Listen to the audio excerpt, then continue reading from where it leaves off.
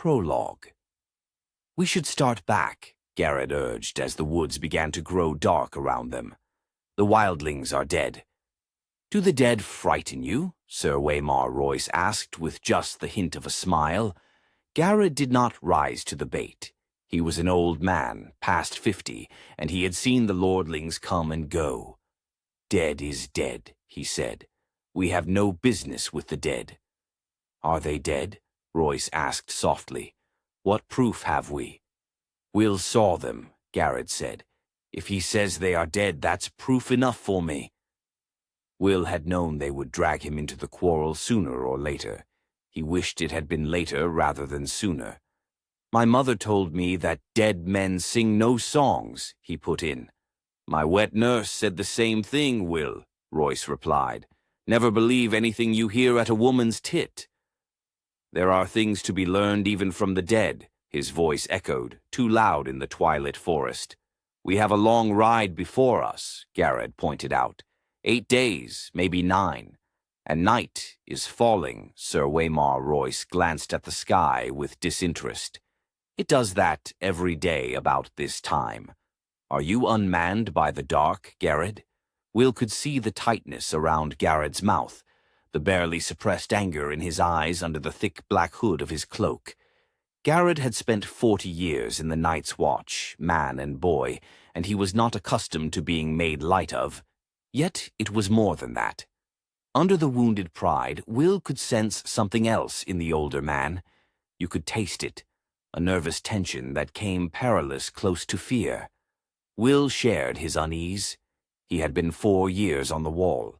The first time he had been sent beyond, all the old stories had come rushing back, and his bowels had turned to water. He had laughed about it afterward. He was a veteran of 100 rangings by now, and the endless dark wilderness that the Southern called the Haunted Forest had no more terrors for him. Until tonight. Something was different tonight. There was an edge to this darkness that made his hackles rise. 9 days they had been riding, north and northwest, and then north again, farther and farther from the wall, hard on the track of a band of wildling raiders. Each day had been worse than the day that had come before it. Today was the worst of all. A cold wind was blowing out of the north, and it made the trees rustle like living things. All day, Will had felt as though something were watching him, something cold and implacable that loved him not. Gared had felt it too. Will wanted nothing so much as to ride hellbent for the safety of the wall. But that was not a feeling to share with your commander, especially not a commander like this one. Ser Waymar Royce was the youngest son of an ancient house with too many heirs. He was a handsome youth of 18, gray-eyed and graceful, and slender as a knife. Mounted on his huge black destrier, the knight towered above Will and Gared on their smaller garrons. He wore black leather boots, black woolen pants, black moleskin gloves, and a fine supple coat of gleaming black ringmail over layers of black wool and boiled leather. Ser Waymar had been a sworn brother of the Night's Watch for less than half a year, but no one could say he had not prepared for his vocation. At least insofar as his wardrobe was concerned. His cloak was his crowning glory, sable, thick and black and soft as sin. "Bet he killed them all himself, he did," Gared told the barracks over wine. "Twisted their little heads off, our mighty warrior." They had all shared the laugh. It is hard to take orders from a man you laughed at in your cups, Will reflected, as he sat shivering atop his garron. Gared must have felt the same. "Mormont said as we should track them, and we did," Gared said. "They're dead. They shan't trouble us no more. There's hard riding before us. I don't like this weather. If it snows, we could be a fortnight getting back, and snow's the best we can hope for. Ever seen an ice storm, my lord?" The lordling seemed not to hear him. He studied the deepening twilight in that half-bored, half-distracted way he had. Will had ridden with the knight long enough to understand that it was best not to interrupt him when he looked like that. "Tell me again what you saw, Will." "All the details. Leave nothing out. Will had been a hunter before he joined the Night's Watch. Well, a poacher in truth. Mallister free-riders had caught him red-handed in the Mallister's own woods, skinning one of the Mallister's own bucks, and it had been a choice of putting on the black or losing a hand. No one could move through the woods as silent as Will, and it had not taken the Black brothers long to discover his talent. The camp is 2 miles farther on, over that ridge, hard beside a stream, Will said. I got close as I dared. There's 8 of them, men and women both. No children I could see. They put up a lean-to against the rock. The snow's pretty well covered it now, but I could still make it out. No fire burning, but the fire pit was still plain as day. No one moving. I watched a long time. No living man ever lay so still. Did you see any blood? Well, no, Will admitted. Did you see any weapons? Some swords, a few bows. One man had an axe, heavy-looking, double-bladed, a cruel piece of iron. It was on the ground beside him, right by his hand. Did you make note of the position of the bodies? Will shrugged. A couple are sitting up against the rock. Most of them on the ground. Fallen, like, or sleeping, Royce suggested. Fallen, Will insisted. There's one woman up in Ironwood, half hid in the branches. Afar eyes, he smiled thinly. I took care she never saw me. When I got closer, I saw that she wasn't moving neither. Despite himself, he shivered. You have a chill? Royce asked. Some, Will muttered. The wind, my lord. The young knight turned back to his grizzled man-at-arms. Frost-fallen leaves whispered past them, and Royce's destrier moved restlessly. What do you think might have killed these men, Gared? Ser Waymar asked casually. He adjusted the drape of his long sable cloak. It was the cold, Gared said with iron certainty. I saw men freeze last winter, and the one before, when I was half a boy. Everyone talks about snows 40 foot deep, and how the ice wind comes howling out of the north. But the real enemy is the cold. It steals up on you quieter than will, and at first you shiver and your teeth chatter and you stamp your feet, and dream of mulled wine and nice hot fires. It burns, it does. Nothing burns like the cold, but only for a while. Then it gets inside you and starts to fill you up, and after a while you don't have the strength to fight it. It's easier just to sit down or go to sleep. They say you don't feel any pain toward the end. First you go weak and drowsy, and everything starts to fade, and then it's like sinking into a sea of warm milk. Peaceful, like. Such eloquence, Gared, Ser Waymar observed. I never suspected you had it in you. I've had the cold in me too, lordling. Gared pulled back his hood, giving Ser Waymar a good long look at the stumps where his ears had been. 2 ears, 3 toes, and the little finger off my left hand. I got off light. We found my brother frozen at his watch, with a smile on his face. Ser Waymar shrugged. You ought dress more warmly, Gared. Gared glared at the lordling. The scars around his ear-holes flushed red with anger, where Maester Eamon had cut the ears away. We'll see how warm you can dress when the winter comes. He pulled up his hood and hunched over his garron, silent and sullen.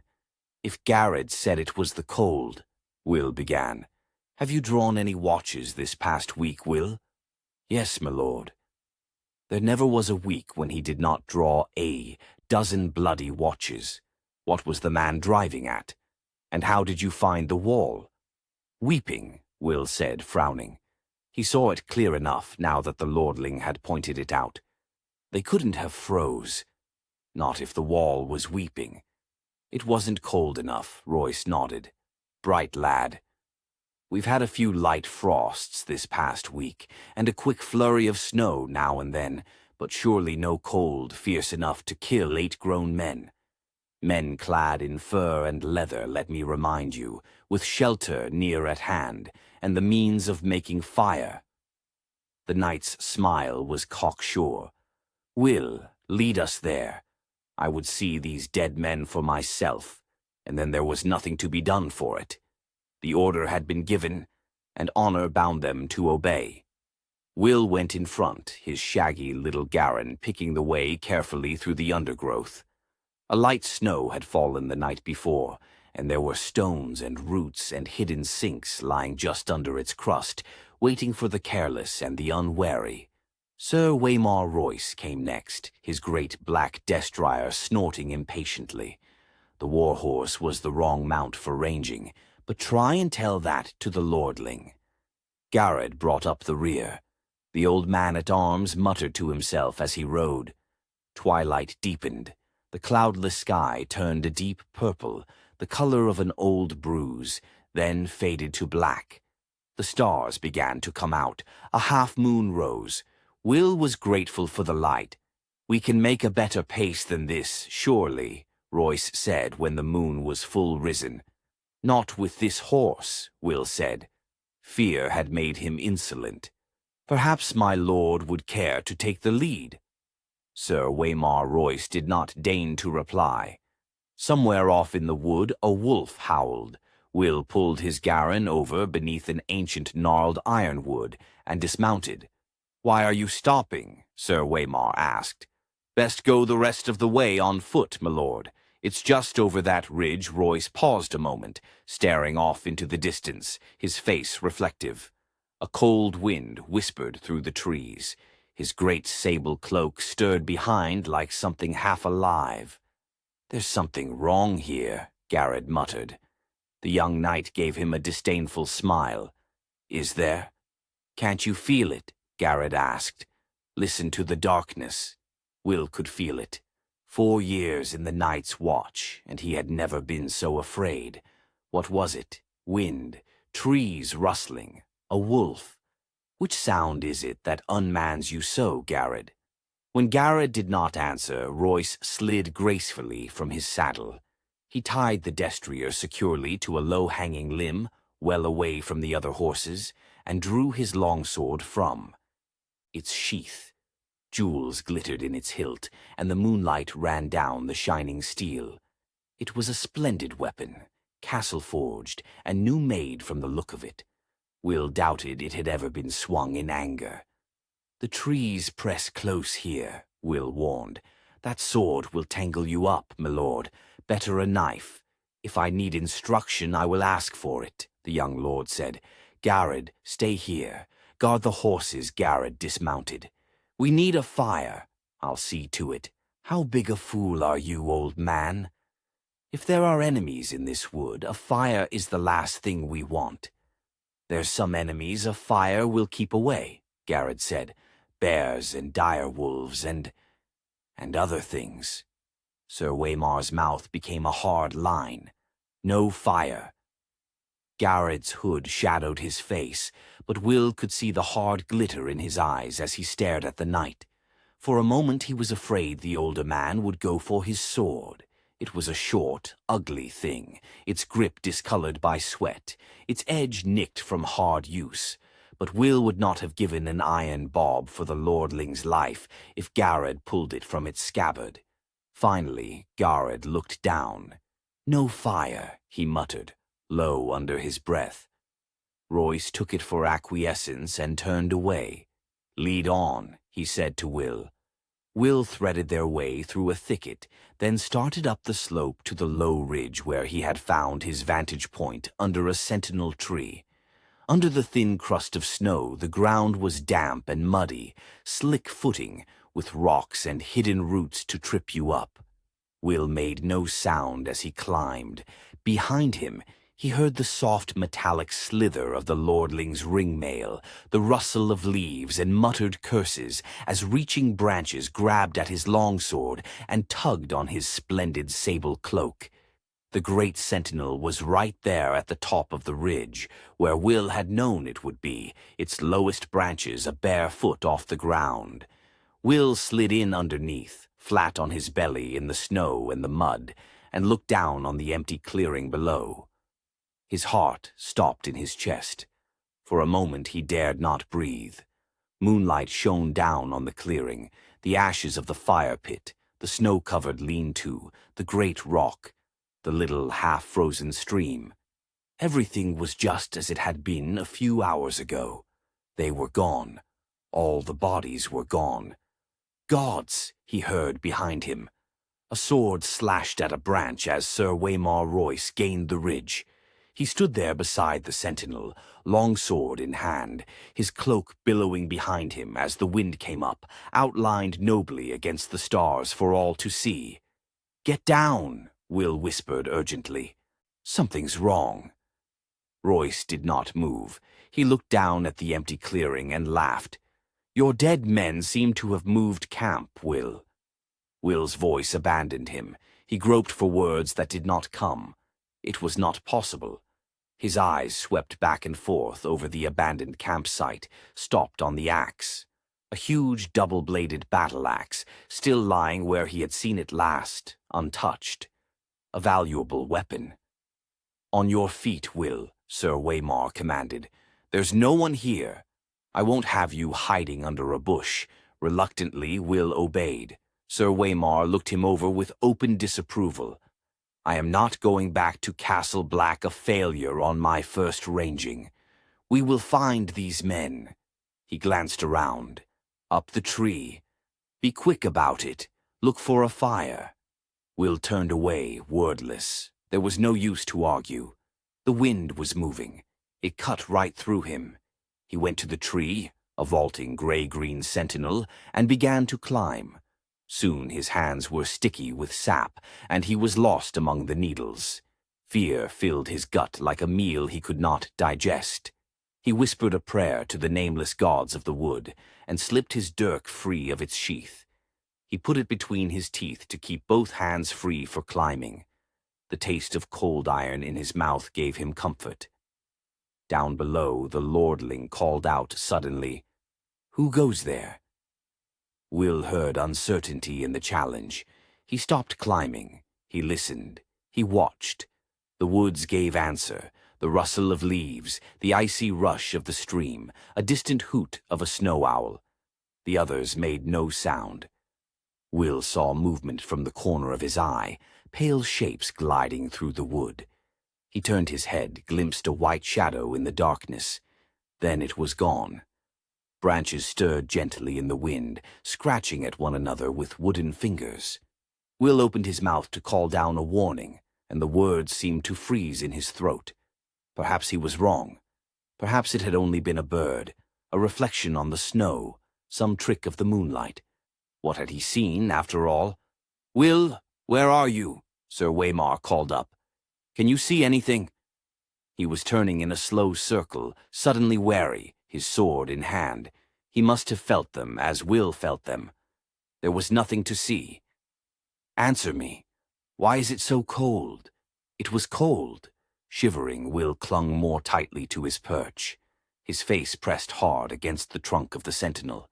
He could feel the sweet, sticky sap on his cheek. A shadow emerged from the dark of the wood.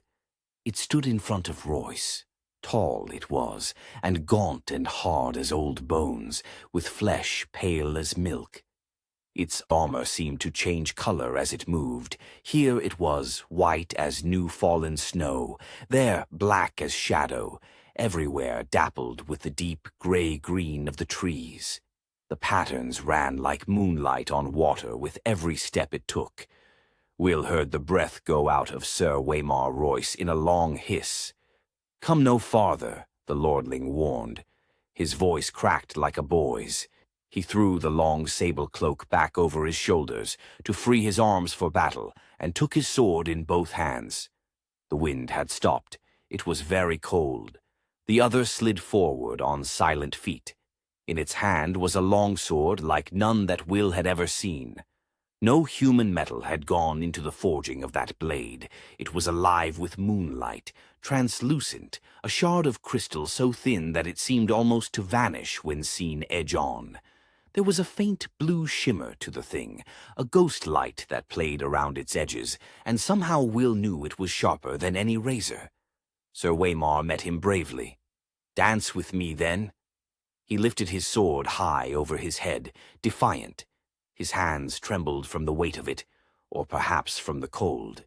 Yet in that moment, Will thought, He was a boy no longer, but a man of the night's watch. The other halted. Will saw its eyes, blue, deeper and bluer than any human eyes, a blue that burned like ice. They fixed on the longsword trembling on high, watched the moonlight running cold along the metal. For a heartbeat he dared to hope. They emerged silently from the shadows, twins to the first. 3 of them. 4. 5.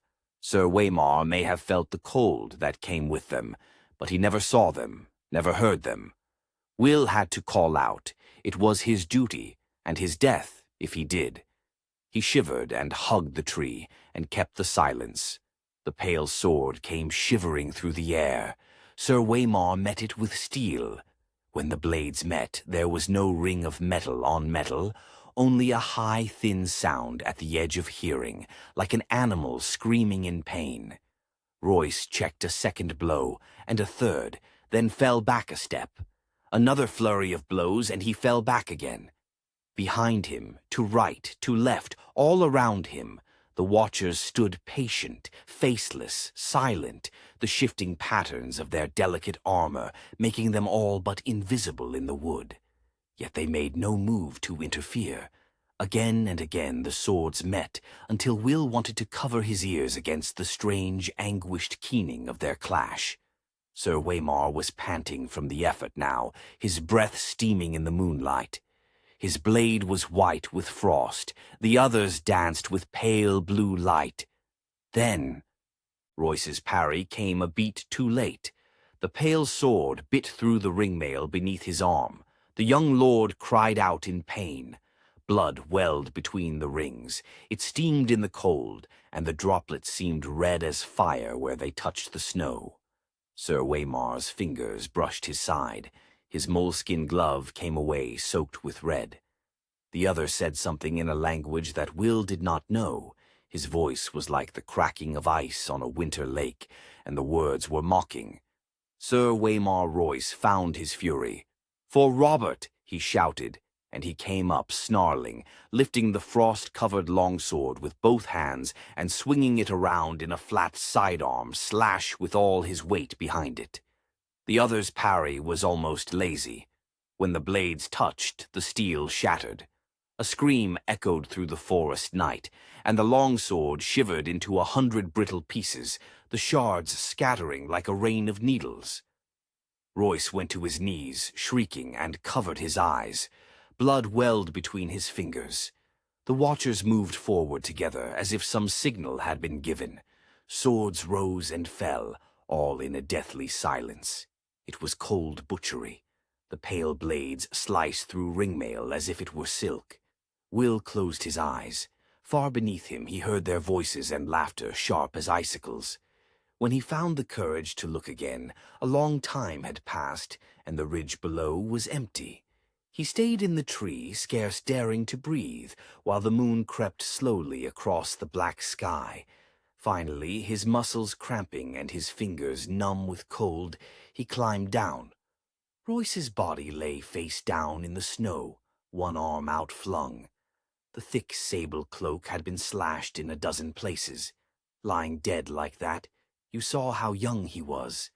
A boy. He found what was left of the sword a few feet away, the end splintered and twisted like a tree struck by lightning. Will knelt, looked around warily, and snatched it up. The broken sword would be his proof. Gared would know what to make of it, and if not him, then surely that old bear Mormont or Maester Eamon. Would Gared still be waiting with the horses? He had to hurry. Will rose. Ser Waymar Royce stood over him. His fine clothes were a tatter, his face a ruin. A shard from his sword transfixed the blind white pupil of his left eye. The right eye was open. The pupil burned blue. It saw. The broken sword fell from nerveless fingers. Will closed his eyes to pray. Long, elegant hands brushed his cheek, then tightened around his throat. They were gloved in the finest moleskin and sticky with blood, yet the touch was icy cold.